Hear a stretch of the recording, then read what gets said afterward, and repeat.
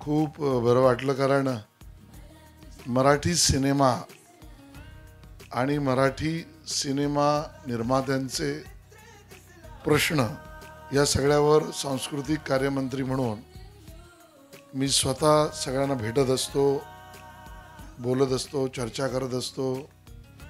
प्रयत्न आमचा हाच आहे की आपली ही समृद्ध आणि संपन्न अशी मराठी सिनेसृष्टी आहे, त्याला जेवढी मदत करता येईल तेवढी केली पाहिजे.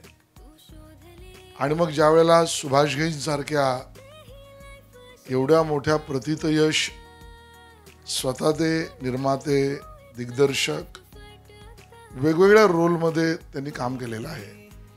आणि व्हिस्लिंग वूड स्कूल याच्यातून आता एक एक रत्न बाहेर पडत आहेत. तर पार्ल्यातनं एक रत्न आलेलं आहे,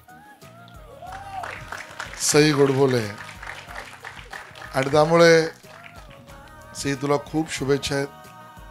हा सिनेमा खूप चालेल, चालला पाहिजे, चालो हीच अपेक्षा आहे. आणि त्यासाठी जेवढं आपण सगळ्यांनीच प्रमोशन केलं पाहिजे तेवढं करूया.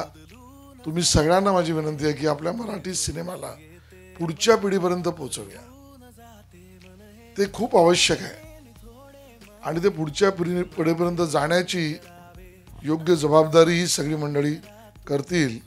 आज तुमच्या मराठी सिनेमाची सुद्धा मी यादी पाहिली तर आता ती वाढत चालली आहे.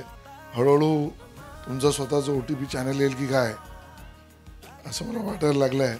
पण आपल्या सगळ्यांना शुभेच्छा. धन्यवाद.